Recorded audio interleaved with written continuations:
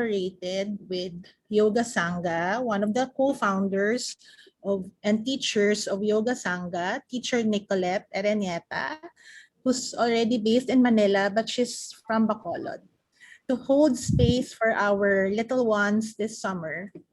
So Yoga Sangha is based in Manila, is a virtual yoga studio for the goal-oriented practitioners. The classes are designed to be progressive and curriculum-based with a focus and theme every month. Teacher Nicolette and I strongly believe that yoga for kids is very important nowadays. She will explain more about the benefits of yoga and will introduce the summer module for each age group. And we will also acknowledge and answer your questions after the class. Right, Nick? Or do you want to answer in between slides? Yes, so if you want, you can type in the chat box. Yeah. And then what we can do is we can collate also after in the Q&A portion. So, okay, all right.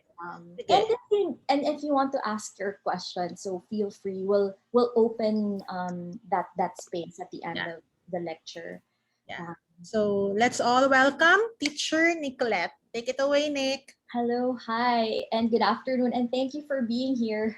Okay, so I'll try to keep it as short as possible so that we have enough time for the Q&A portion. Okay, so let's begin. Okay, so all right, so here this is a partnership between Lotus-based Bacolod and Yoga Sangha, as what Manang Michelle said. And before we begin, I'd like to start this lecture with a grounding practice. So just a minute or two of grounding practice, especially if we're flustered going in the meeting and things are happening, a lot of things are happening prior to this. So I just wanted to take time to like sit up nice and tall. So if you just get comfortable, if you're sitting on the chair, make sure that you're sitting up nice and tall and your feet are rooted down on the floor, okay? So I'll stop my video first so that you'll see me. Okay, oh, stop share. Okay, there you go. All right, so there you go. Hold on. Okay, all right. So let's get started where we sit up nice and tall with the back straight. And I want you to scan the room, okay? So I want you to look to the right side, to the extreme right side of your room. And just scan the entire room from top to bottom. And just noticing what you can see. And so for those who are coming in, so we're doing a grounding practice. So making sure that you are muting yourself. And then just line by line, take your time here to just scan the room from right to left. And take a deep breath in and out, noticing the sounds in the room, outside of your room, and even the internal sound, the chapters in your mind. So maybe by this time you're already at the center. And so continue all the way to the left side. And take a deep breath in and out. And if there's anything that distracts you, it's completely okay. Just come back to whatever it is that you're doing now, to be fully and completely present. And then once you're done all the way to the left side, I just want you to close your eyes and bring your head back to the center. And let's take a deep breath in and a deep breath out through the nose. Big breath in, filling the belly and the chest. And as you exhale, feeling your sit bones ground down on your chair, maybe feeling your feet flat on the earth. Big breath in and slow, even breath out, relaxing even more. And just allow your awareness to drop into this space. Silence, if there are noises still, just allow them to be just that. You don't need to be pulled into any noise that may distract you from the peace, from the quiet stillness. One last breath, inhale. And then exhale. Now slowly just bring your hands together. And if you can rub your hands together, just create a little bit of warmth for the hands. And then once you feel a little bit warm, put your hands on your eyes. Take a big breath in, feeling the warmth. And as you exhale, maybe massaging your hands over your head and your shoulders and your arms. And slowly blink the eyes open. Hello, everyone. Okay, so I opened my eyes and there are a lot of people in the room. All right. So I hope you feel a little bit easy and calm. Okay, so I will share my screen now. Okay, hold on. All right. Okay. So if in case you're using your mobile phone, you can just, I don't know, I can minimize myself so that you'll see it in its entirety, okay? All right. So here, okay, all right. All right. So welcome to Brain Break. So I call this class series for kids called Brain Break, and later on you'll know why why I call it Brain Break. So just a quick check in the room now to see who's here. Um, Type in the chat box if you've practiced yoga. Just say yes or no, and what do you think yoga is? Very briefly. Like if you feel that, if you think that it's the stretching that you see the studio, so type it in, no right or wrong answer. It's me time. Yes, that's true. All right. So I just want to get a feel of the room. Peace and extra. Wow, it's a lot of experienced people in the room. Okay. All right. And if it's your first time to hear this, completely fine. You know, I love honesty. It's exercise of the mind. Yes. All right. So keep that coming in. Okay. Alignment of body, mind, and soul. Yeah. So just keep it coming. No? So because we're going to talk about that more in detail. So the agenda for today is we're going to talk about what yoga is, what a kid's yoga class is, the components that make up a yoga class, the program details, and how to sign up. Okay. So before I even introduce yoga, start blabbing here, I also want to introduce myself para naman you have an idea, like who's this girl talking. No? Okay, so hold on. All right, okay. So my name is Nicolette Ereñeta. I'm from Bacolod. People usually in Bacolod know me by Nicole. So I am a Yoga Alliance experienced registered yoga teacher. I first started practicing yoga back in 2011. So the reason why I practiced yoga was because of health reasons. I had polycystic ovarian syndrome, and my OB said that go and exercise, do sports, just get moving. But I hated the gym. I hated running. This is just me. I hated running. I hate going to the gym basically. I was a pure couch potato. I wasn't naturally strong nor flexible to begin with. But when I took my first yoga class, it was the most difficult thing ever. But it was the most rewarding. And so that's how I fell in love with the yoga practice. And so I've been diving into different styles of yoga. Uh, and then in September 2016, I went to India in Rishikesh to take my first ever teacher training for Hatha and Ashtanga. So I'm very particular. It's just me. I'm very sensitive to who my teacher is. I adhere to the lineage and the tradition, to knowing who my teachers are. So, and Rishikesh is actually the birthplace of yoga, and so I like going to the source, just to make sure that it's not diluted and all that. But that's just a personal preference.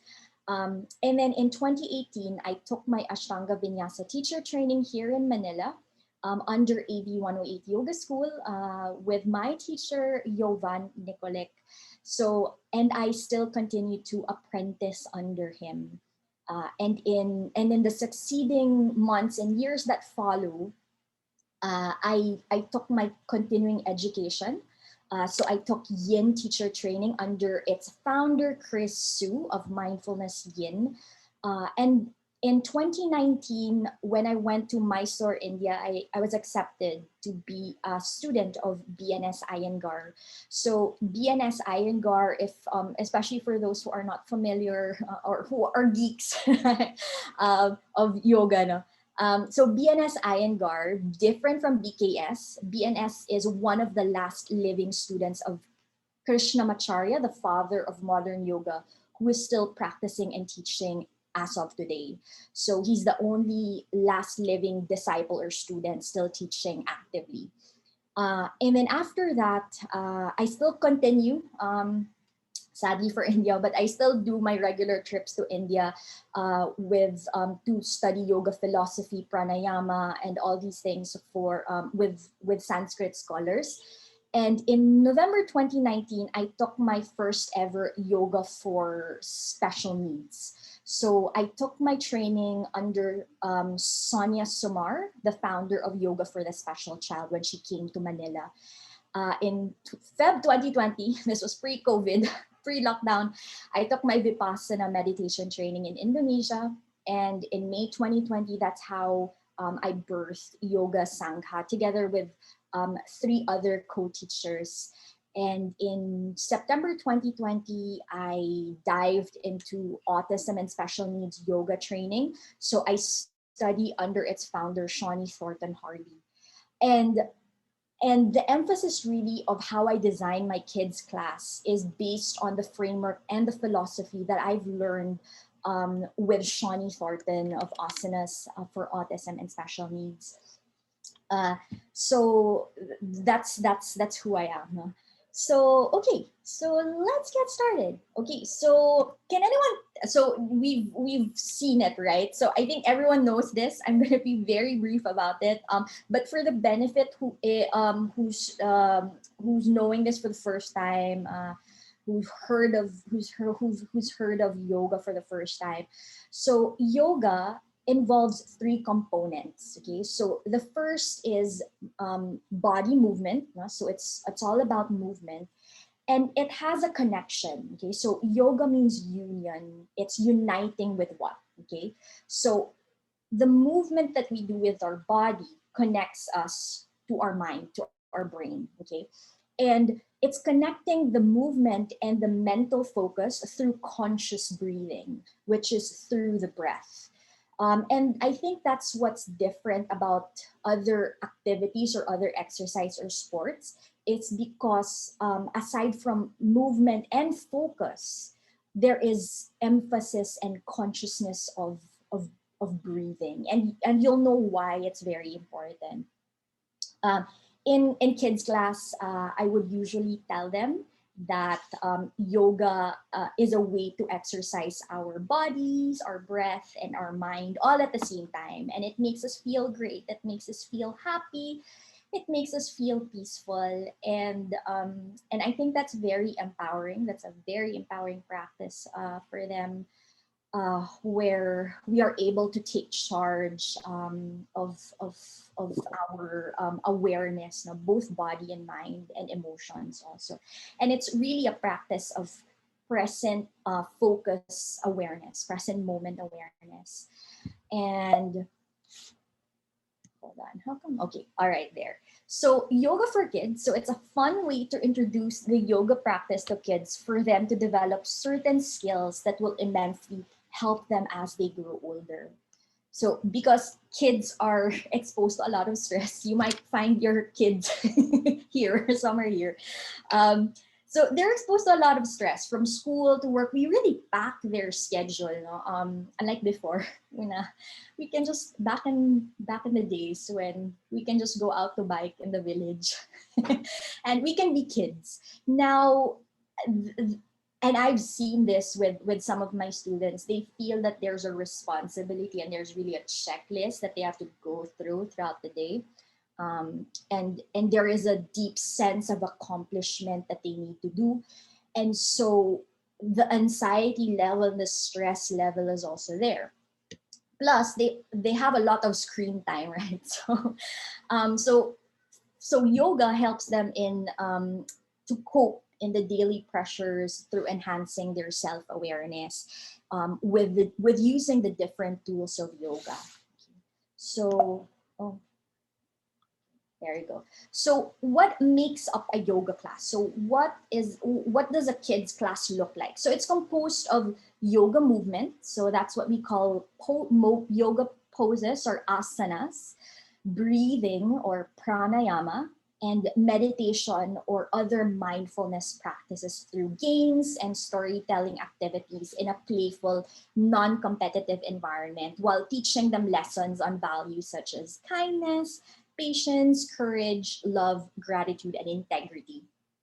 So it's a very whole child approach. For instance, diba, you go to a doctor, and let's say a doctor um, looks at you in body parts, and like if there's something aching, there's a specific part, no. But in yoga, we don't really chop, no? So we look at the entirety of a child, no. So the physical aspect is addressed, the mental, and as well as emotional. And so Okay, so let's first talk about, so there are three components, right, in this slide. So there are three. So there are a lot of tools in yoga, but we'll concentrate on the top three. So the first one is movement, okay? So movement, yoga poses, asana. So what's the aim, okay? So the aim is about balance. It's all about balance. So what exactly are we balancing? Okay, so we're balancing both strengthening and stretching. We are also working on massaging our organs, stimulating our organs, especially in the twisting poses. There are yoga poses that we do twisting so that we stimulate our digestive organs. We also work on the right and left brain hemisphere. So there will be poses that crosses the midline that works on the nerve fibers that connect the left and the right brain. There is also, yoga also utilizes our three hidden senses. So we know our five senses, right? Sight, sound, smell, taste, hear. But we have the three hidden, okay? So the first is proprioceptive. So this is where, this means that it knows where our body is in space, okay? So that's the sense that is responsible for that. It is also responsible for feeling a sense of groundedness. So it's very important, lalo na when you're like, oh, you're all over the place, right? You're always anxious and stressed. And it also is responsible for coordination and stability. So that's proprioceptive sense. The vestibular sense is our sense of balance. So this sense takes care of our attention, as well as our mental stability, behavioral stability, and emotional stability. And there is the last sense, the interoceptive, or internal landscape. So how we feel. So it's responsible, let's say, when we know when we're hungry. So it's that, it's our felt sense. And so so that's movement. That takes care of that, and you'll see later on the benefits. The next tool is about breathing. Okay, so just a quick check. I know everyone's breathing. Okay, so I want you to place your I want you to sit up tall, and I want you to place your left hand on your chest and your right hand on your belly. So don't worry, you're not gonna lie on your back. So just sitting up tall, okay? And I want you to relax your arms and I want you to close your eyes. And let's just do a quick check now. So just natural deep breaths without straining the breath. So just noticing the breath, how it feels as your hands move up and down.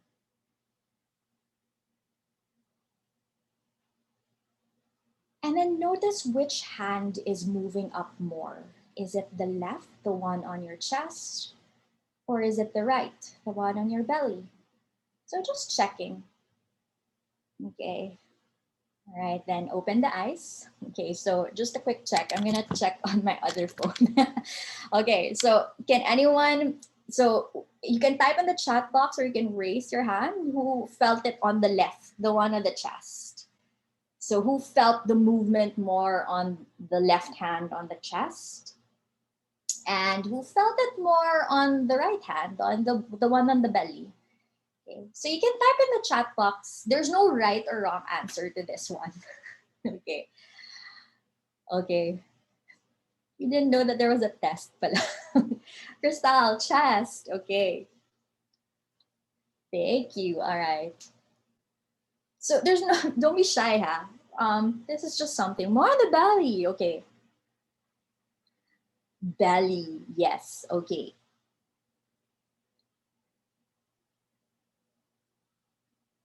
Okay. All right. More on the belly. Yes. Okay. All right. So what's the reason behind it? Why did I ask? Okay. It's because of this. So if you felt it more on your chest, that means you're a shallow breather.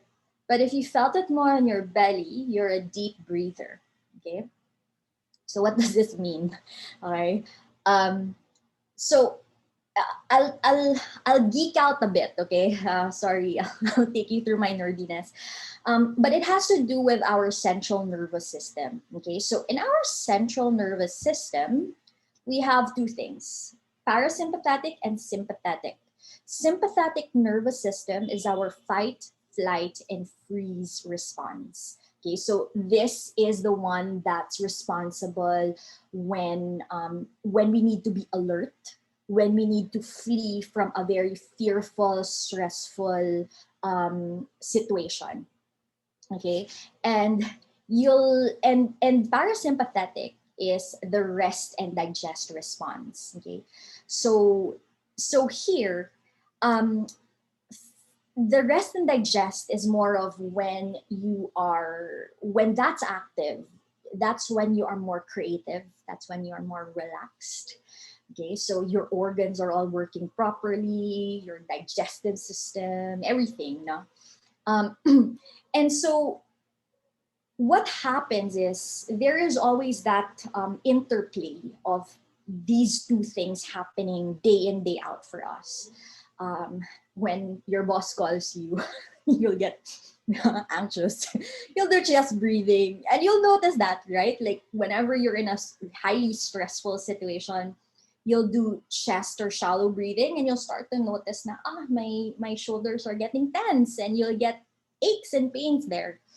So there's always that interplay. But what happens and what is not dangerous, but what, for a lack of a better term, I can't think of a better term, is when we're always in that sympathetic state, our fight flight state all the time, where we are hyper aroused all the time. And so we are no longer able to regulate our nervous system. And so in and it's also true for I don't know, for trauma. And I'm not saying that stress is bad. Okay, stress is actually good. Stress is what makes us grow. No, we might find ourselves in very uncomfortable situations, and it is a tool where we are able to um, reflect and realize and pivot na, okay, I don't want this suffering in my life. So you grow and transform out of that situation. The one that's dangerous is the unmanaged stress, the unregulated stress. And when you're always in that mode all the time, a lot of things, a lot of medical things, health reasons can come up, health concerns can arise from that. Insomnia, hypertension, migraine, uh, and all that. No? So what happens with our breathing exercises, the tools that yogis do, is that we regulate this in order for us to get into a state of balance where we lower the sympathetic, our fight, flight, freeze response, and up the parasympathetic response, our rest and digest. And it's also true for, like I said, it's true for trauma survivors, diba? Like when they're in that state of hyper arousal, like you're panic, anxiety, you're always fearful. Um, and you also get into a hypo arousal where you're depressed, like you don't want to do anything. So there's that midline, no? Between hyper and hypo arouse, where it's called window of tolerance, where you're more grounded, where you're more relaxed, you become creative, you get you're able to generate insight, and you're able to think clearly, diba? Logically, and so that's why there is an emphasis on conscious and conscious awareness of the breath in a yoga practice. And what's nice about our breath is it's both uncontrolled, meaning even if without your awareness, diba, you're still breathing. But there's also an aspect that it is controlled. And so whenever you find yourself in a situation or an unfavorable situation, then you're able to catch yourself na whoops, parang okay, and then you're able to regulate your nervous system by taking deep breaths. And that's why it's called pranayama. Okay, so prana is the life force that's within you, and ayama is the extension or the expansion. And that's what you want to do. It's the controlled elongation of the breath. And so we get into a state of balance. Okay. Okay.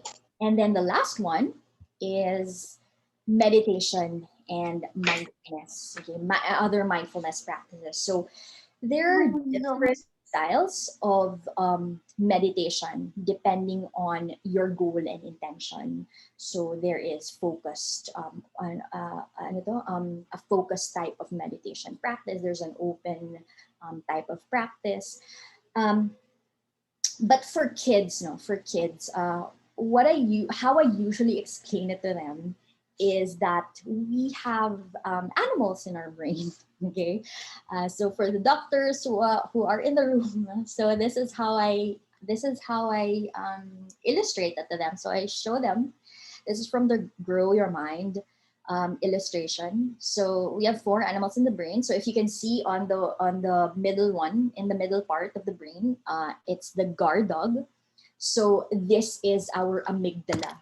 So it's the one responsible to alert us if we detect something that's threatening us, or if we are in a fearful situation. The one on the upper left, the cute one, the owl, the wise owl, that's what we call. So it's to represent our prefrontal cortex. So this is responsible for our cognitive planning, our attention, our executive functioning, our problem solving, and of course, moderating social behavior. So if I can take an example that, okay, so for those who are just joining, you may mute your mic. Thank you. All right. Okay, so just settle in. No, don't worry. There is a recording of this session if you missed the first half. So the prefrontal cortex. No, so my example would be you're hungry, and then someone ticked you off, and you go at it. You get mad. You shout. Diba? And so that's gonna be your guard dog doing the work. Like it gets super big. And then It barks. So you get angry. And so what happens is the wise owl is the one responsible for actually calming the guard dog down, where you're able to manage your response and your reaction to the situation, where maybe you take 3, 5, 10, 20 deep breaths before you're able to calm your guard dog down. The elephant is the hippocampus, so this is responsible for our memory. And the last one is the sifting suti. So for the medical doctors, this is the reticular activating system. So this is responsible for focus and balance. So if the guard dog is super big na, no, then he's bigger than all the three animals. Then what happens, right? You're not able to think clearly. Let's say in a test, in a schoolwork, you're panicking. You can't memorize. What did I study? Okay, and you lose focus. You easily get distracted, and that's the thing with and this is a quote from my teacher in asanas for autism and special needs, is we cannot learn and thrive when we are dysregulated all the time. And I think that's really true, no? And the first thing is actually teaching kids to be aware of these things, to give them the chance to label and identify these big emotions that they're feeling. And basically, it's really regulating themselves. Okay, so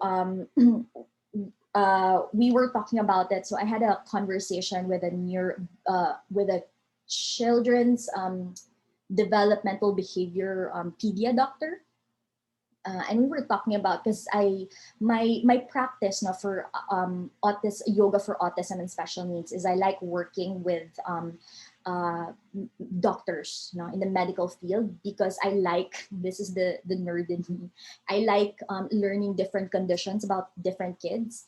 And so I work best in that setting where I work with doctors like neurodev, functional medicine. Uh, and so this neurodev, the behavioral doctor, we were talking about how we've observed that local kids, Filipino kids, in even in my class or even in her consultations, um, they have the vocabulary of kids isn't that um, um, wide, no, in terms of um, identifying and labeling their emotions. Unlike when I've had worked with Westerners, Western kids, even as young as elementary, they have, like, they can really they have a good vocabulary and a way of communicating their thoughts and their emotions. And it's really a cultural thing, to be honest. Where we always tell, when we were growing up, diba, parang you can't cry, you can't, like that. So it's no one's fault, no, but it is what it is. And so it's really a way for us to get kids to talk about these big emotions that they're feeling. And so, okay, so what I've experienced also in my kids class and in my practice is that over time, a daily yoga routine helps them with coordination and balance, strength and flexibility, concentration and memory, social interactions, because especially if they're in a group class, breath control to self-soothe, self-regulation, so, and then mood, it's to improve your mood, and to regulate stress and anxiety, and then to improve on sleep and insomnia. So what I mean by self-regulation here, no, is the ability to manage and organize your arousal states of excitement, of fear, of anxiety, of stress and sadness. Okay, so yep. Okay, so just to take you through both the art and the science behind it of what I'm talking about. Okay, so the philosophy of yoga dates back to as far back as 5,000 years old. 5,000 years, okay. But how it was modernized and how it was brought back was in the 1900s by Krishnamacharya, the father of modern yoga, and how he categorized the approach to yoga, because he firmly believed that a yoga practice should have different approaches depending on the aim of the individual towards health and well-being. And that's really the goal: health and well-being, liberation from suffering, from the dis-ease.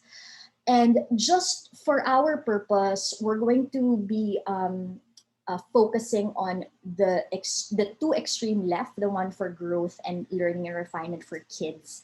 So here the highlight is really growth, and the focus is development of physical, mental, and emotional strengths and skills. It's improving strength, flexibility, and stamina, and it increases attentiveness and sharpens the mind. And as they grow older, then learning and refinement happen. So the focus here is developing awareness and knowledge of the practice and how it affects our biorhythms, our systems, and our mind. And there are different tools of yoga that's learned and perfected, along with modification that suits the individual, whether that's body type, injuries, and all that, no, the needs and the conditions of a child.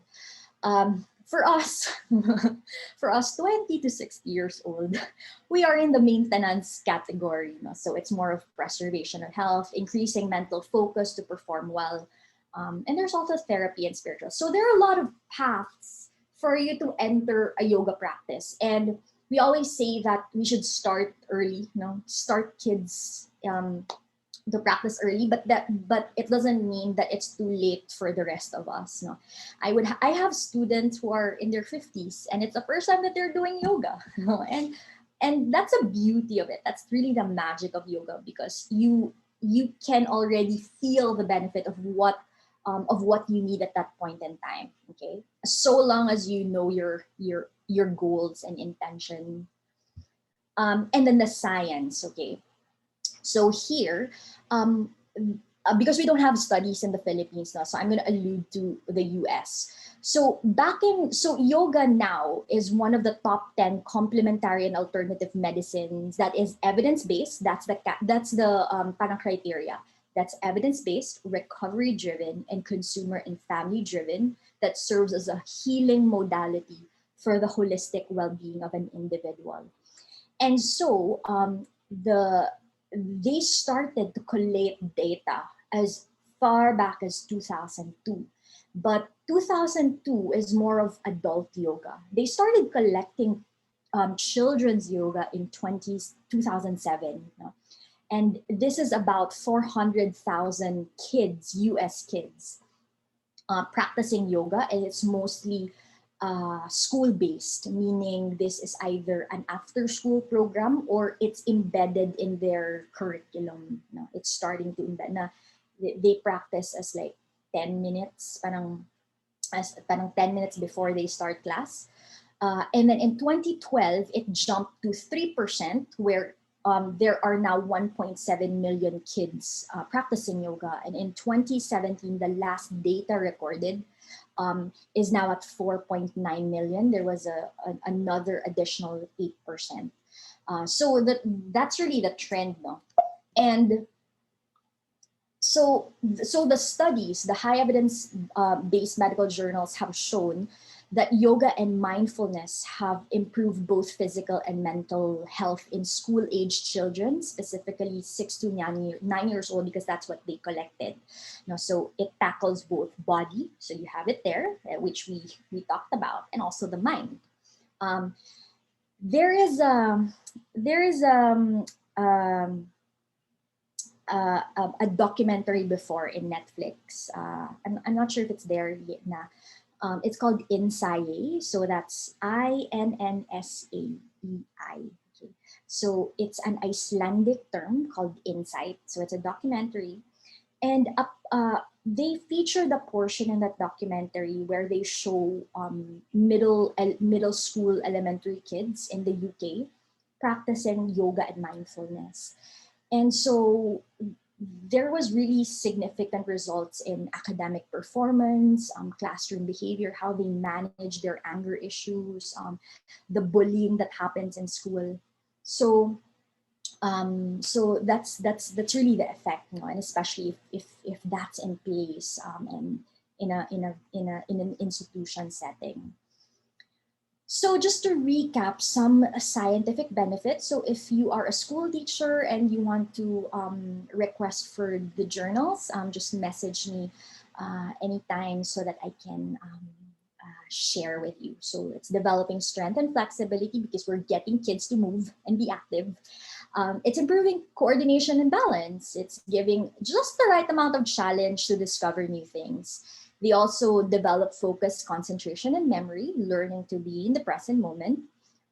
It improves mood and it reduces stress and anxiety. Okay. And so the reason also that uh, that I want to highlight, this might be too much. I told Manang Michelle, but I really think that I just want to allude to my autism and special needs training, where there is a model called the bottom up approach. So here, and this is how I'm influenced by my kids' yoga. Okay, so we spoke about vestibular and proprioception, our sense of balance and our sense of groundedness. Okay, and then the interoception, our felt sense, our internal landscape. Now, when we know when our internal world, our internal landscape, and our external world are in balance. So, for example, if you're hungry, diba? Parang you really know that you're hungry, or are you hungry? Do you think you're hungry because you're craving for something?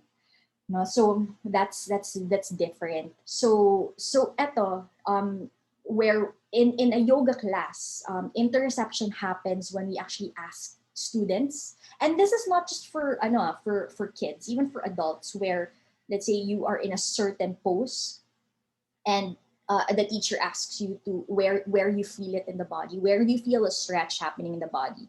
So it's making us attuned to how we feel, and that's tapping into the interoceptive awareness, and of course the five senses that we know, and then it goes all the way up, and the output is behavior or action.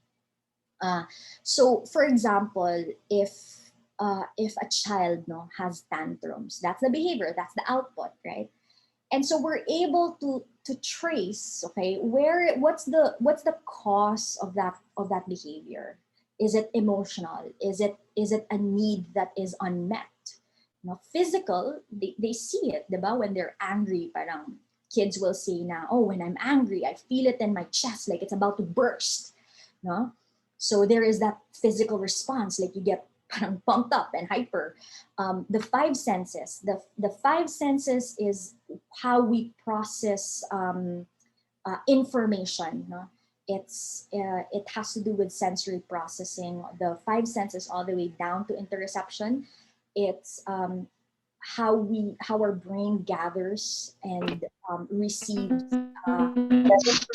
information. All right. So for those who just came in, you can please mute your mic so that we don't distract others. All right, thank you. Okay, so what does this mean? So this is the approach that is somatosensory, no? So that's what it's called.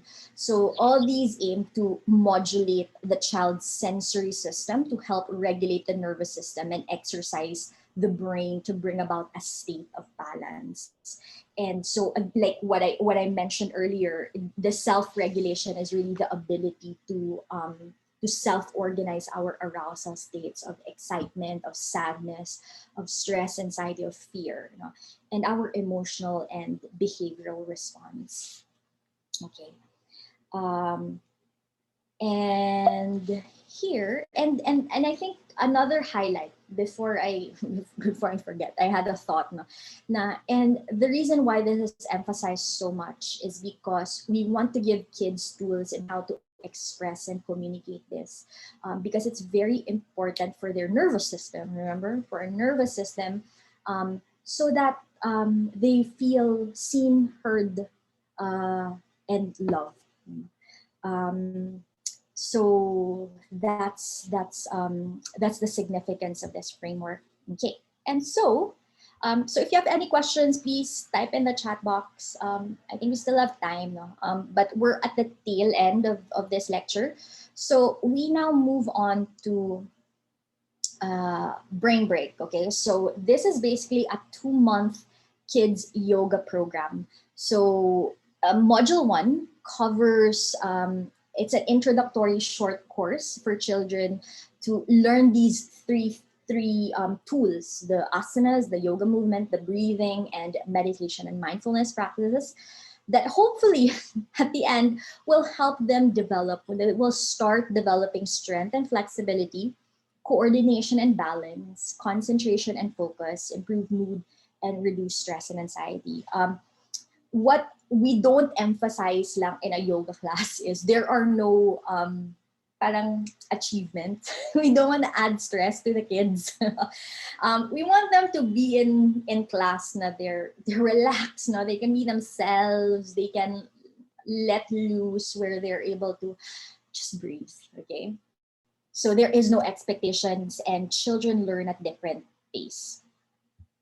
Okay, so what does the program look like for every age group? Okay, so we've divided it into 3 categories. So little kids, these are kids age 3 to 6 years old. So their class duration is 30 minutes because just naturally their attention span is shorter because they're young. The proposed schedule is Mondays at 4 o'clock, okay, because it's summer anyway. And the highlight of their program would be body awareness and spatial awareness, lalo na for kids, diba? They don't know if they bump into things. Visual and listening skills, following and listening to directions, and motor planning skills. And the key learnings will be body awareness, like sometimes they don't know their left and the right, so we'll have tools for that. Themed yoga poses. So this is through storytelling because kids learn best when it's visual, when it's through creative things. And then of course breathing strategies for different emotions, but just basic emotions, so that they start to develop the association. And so things to bring in class, so you can take a screenshot of this, but for those who are enrolling, the forms that I will be sending out to everyone after the lecture will have this already.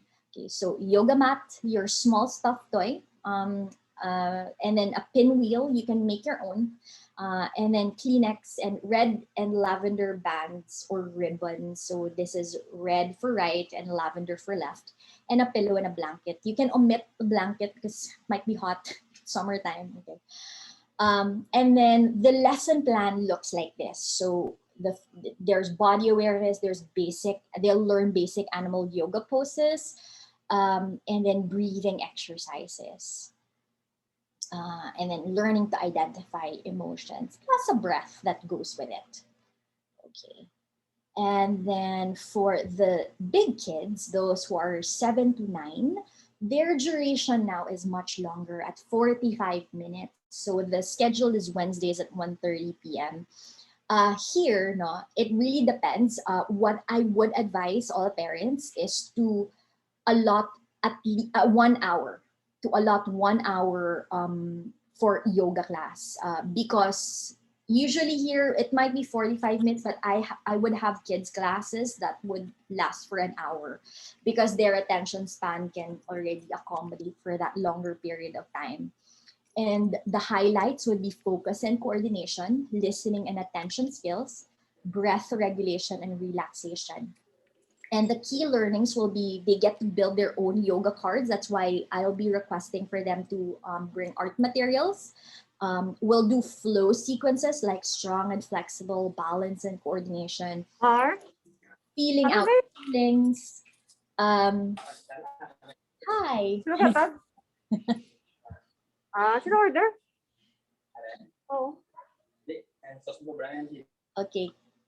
And then sorry about that. Okay, and then Kleenex, so it's for breathing exercises, and then a pillow or blanket.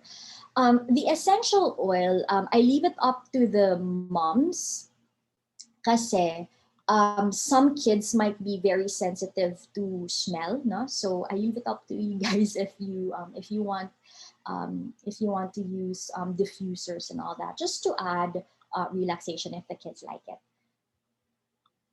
Okay, and so their lesson plan will look like this. So it's building their cards, it's the movement. Maybe on the first week, first 1 or 2 weeks, it might not be a full hour, but we'll get into it. There's also sound relaxation therapy for them and feeling out feelings. Okay, and then for tweens, these are 10 to 12. I know they're hiya na. So their class structure would look more like of an adult class, but not super serious and intense. Okay, but this is the age group where they like to learn the proper names of the yoga poses and not like snake pose or cobra pose. And so the highlights for their class is sequencing and shifting skills, present moment awareness, breath regulation, relaxation, focus, and coordination. And the key learnings is there's more sharing involved, like there's sharing circle. We'll do vinyasa-based flow. There's also meditation and connecting breath with emotions. Their class duration will be an hour long. So things that they need to bring are all there. It's the journal or the notebook for them. Okay. And their lesson plan looks like this. So we will have builder sequence and we'll introduce mindfulness, like introduction to meditation. And then we'll also connect breathing exercises. There will be breathing exercises for stress management, for anger management. And we also talk about basic philosophies like kindness, patience, integrity, compassion. Okay, so brain break. Okay, so the first module will happen over the course of 2 months because we don't want to burden. Manang Michelle and I have felt now, okay, let's just do once a week so that it doesn't burden them. But of course, for those who are practicing yoga talaga, of course, we know no, na whatever, yoga is a skill. So whatever you do consistently, you'll see the benefit of that immediately. No, I mean, a much shorter time compared to just once a week thing. But we want to ease the kids into it, especially if it's the first time. They might be hiya, they might be what's this now. So, and I don't want it also to be an added chore for them. So that's why it's once a week. If there is an extra sibling, no, they take 20% discount, but the 20% discount only applies when they share the same screen. So for example, if you have kids that are a 4-year-old and a 9-year-old, then they take 2 separate group classes, and so the 4,000 applies. The 4,000 is a one-time fee, no? So you pay for that once you submit the registration form and before the first day of class. Ideally, because it's a modular type, it's a program type, we highly discourage kids from parang joining the program midway, kasi it'll be unfair for the other kids na we're learning about this now, but there's a new kid that comes in, and then it just breaks the momentum of the group. And then the class schedules. And there is a minimum number of participants to activate the age group. So we're looking at least 6 kids to participate. Kasi sad naman if 1 or 2 lang. So, yeah. And then, what else? Did I miss anything? Okay, there. And to sign up, okay? So, please submit the parent orientation or discovery class registration form for those who joined and haven't yet filled out the sign up form. please message us after this so we can submit that. We can send that to you, because that includes the discovery class sign up. So this is a free 30-minute discovery class that's happening on the 30th, on Friday. So we'll be breaking down the segments into 4 p.m., 4:45, and 5:30. Because it's spaced quite short, and to also respect everyone's time, I do request that the kids log in at least 10 minutes before class, just to get settled, so that they can position their camera correctly, they can place their mat, and gather all the things that they need for class. After that, after the discovery class, whoever signs up for the discovery class, I will send a waiver and consent form. And you have to submit this on or before May 6th. We're going to close the registration on May 6th, because we have a minimum number of participants that we need per age group. So that means as soon as we close the registration form, we can already confirm the class schedule on May 7, that's a Friday, so that you'll be able to pay for your program already. And so the start of the class series will be week of May 10, that's a Monday. So for the little kids, it's the Monday. For the big kids and the tweens, that's the Wednesday, that's the 12th. Okay, and then we end at the last week of June. Okay, and so I just want to close our lecture with this quote from my teacher. So many of us are drawn to this work, the yoga practice, because we hope to equip children with the skills we didn't have, and or the skills that were hard won. And for me, this is really true. And I think that's also the passion, where the passion and the inspiration for my own teaching practice comes from, because it's like a gift that I give to kids and to adults also, where how I would have wished that yoga was introduced to me when I was young, and that I needed it. I'm an introvert, so imagine getting on stage for a recital and I don't have the breathing strategies to like calm down. So, and that's what I tell kids also, breathing is your superpower. You don't need to remember it, you don't need to pack it. It's with you all the time. And so you have these powerful tools that you learn, and that you can use at any point in the day, when you're whatever situation you find yourselves in. Okay, so for any questions, especially for autism and special needs, that's a whole different discussion that I would love to talk about, but we won't cover it now. Please message me anytime. So Yoga Sangha, yeah, email, and social media, and also that's my mobile number. You can also message Lotus Space. Okay, so their social media pages and their 2 contact numbers. So for any questions, and then if you need to request for registration, for the registration forms, and any concerns. Okay, yeah, that's it. So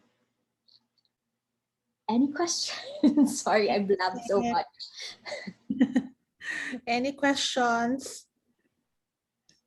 So you can take a screenshot Yeah. so that I can minimize the already. Can also unmute yourself. Yes, please. Now it's time to unmute yourselves. Have And I'm sorry. questions Yeah.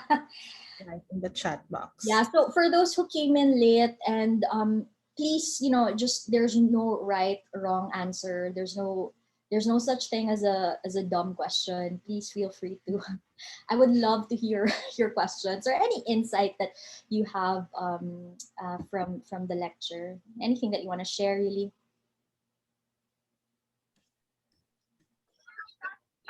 Nick, I have a question. Yes. It's me, Crystal. Oh yes, hi Crystal. Yeah, right now my daughter's not in summer mode. She's still in her third quarter in school. So in the schedule, I don't know how many will register, but is there still a chance for us to either change up the schedule or have her attend the big kids na lang, parang ganon? Yeah, so okay, we talked about it. I'm not sure how other kids do it, but I'm super open to having it at 4 p.m.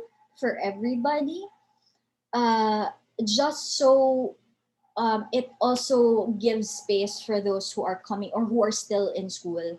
I think there are those that want to avoid the 4 o'clock because I think they have ballet, they have all these things. But yes, for sure, Tal, we can move. So what I'll do is after the call, please watch. We'll announce on our social media pages, and then please message us what time slots that you want, para we can see the majority of the time slot. No? So I'll open both the 1:30 and the 4 o'clock. Yay, thank you. Yeah. Yeah, but it's very different. The school year, there's walang uniform school year. Yeah. So 4 p.m. is better. Or weekends. Yes, we will consider weekends. For weekends, that will be 1:30 p.m. Okay. So for those, I think the best way for us now is please ask for the registration form for the discovery class, because that's where I ask the time slots na, para we can collate and finalize and get at least majority. Kasi sayang, I mean, as much as possible, I want to accommodate everybody. So yeah, we'll see what's best for everyone. Okay, any more questions? Are you going to email everyone the registration form, or Yes, I'm seeing other people who are. It's more than the number of sign-ups. yeah. So, please, is there a way? Is there a way that we can all get your email addresses so that we They don't can miss out they anyone? can send send through the contact numbers. Yes, Either.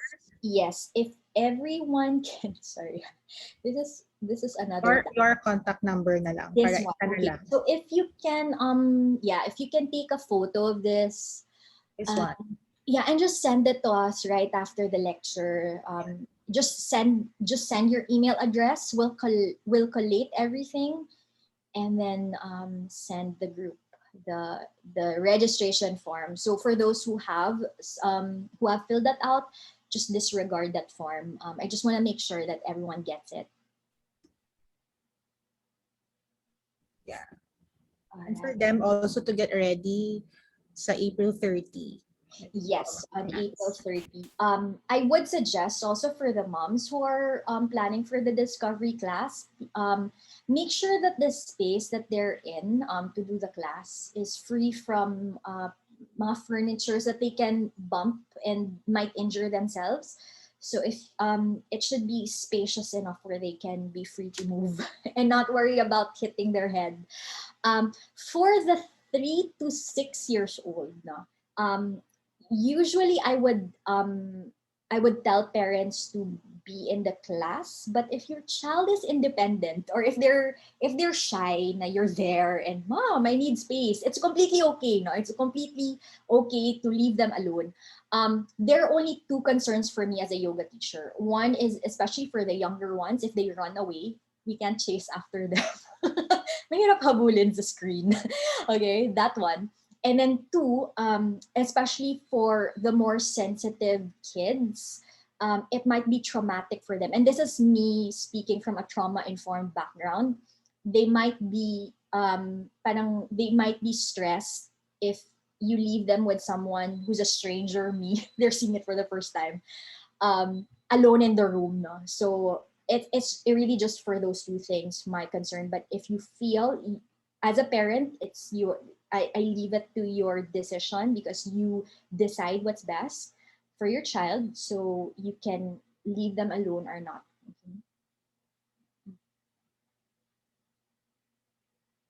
All right. I hope I was clear.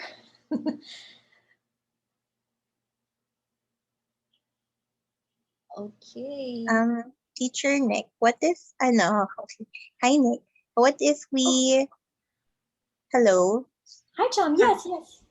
I know what is, because my daughter kasi sometimes her naps take longer and goes beyond 4. So I'm worried that we might skip a class or two. Is that okay if we miss a few? Yes, so I get that. So what the beauty of Zoom is there is a replay. Okay, so Oh, of course, okay as then. much as possible, I do want to interact with kids live. Pero if it cannot be helped, if there is a conflict and you don't want your child to miss a particular class, I usually record the class. No, I don't record the whole screen with all the kids. I record myself, and that's what we do at Yoga Sangha, and I think also in Lotus Space where you just record the teacher. And so at least that recording will be available for you once your child is ready to take that class. Thank you. You're welcome. And for those who take recording, I always like to open my phone na if you have any questions, no. And the beauty of a live class is really so that I can see your child, no. And that's also the same for adults. Like I can see, I can interact with them. All right. I hope everyone's excited and not bored. It's like so quiet. Okay, so if no one has any questions, yeah, like we can. I look forward. Thank you for your time. Thank you for Thank you, sharing. Nick. Yeah, thank you for sharing and for for for I mean us Yoga Sangha and Lotus Space. And oh, and one last thing, what I really encourage for parents, because we are encouraging kids to practice yoga. so, so kids learn by example. So for me, I would always encourage the parents, the adults, to also take a class. So Lotus Space and Yoga Sangha would have classes. Yoga Sangha has morning classes, 7:30 a.m. Mondays to Saturdays. Lotus Space, We you have have TTH at 5 p.m. And yeah. we also have private classes depending on the teacher's availability. Yeah. Yeah. So you have a morning and an afternoon or an in between type of Private yeah. depends on the availability of the teacher. We Okay. have face-to-face, and then we also have online private classes. But the regular classes, we only have Tuesdays and Thursdays at 5. At 5. Yeah. Okay. Yeah. So the reason why I emphasize that is because kids learn by example. So it's like asking your child to eat veggies. Yes. And you're not eating. so, so it might be hard to convince a child and they really learn like Crystal would be I don't know if she's still here, but yeah, there you go. Crystal would be there and I would see her like in class. Her kids would imitate her and so they learn through example and that's really the beauty. And there's a different kind of harmony when members of the family do yoga, practice yoga, any sort of yoga, whether that's movement, that's just breathing, just being mindful of how you carry yourself in the world, meditation practice. It really makes a huge difference. Yeah, so I think that's it. I keep talking. There's a phone-in question. Yeah. What happens daw if they don't reach 6 kids in each age group?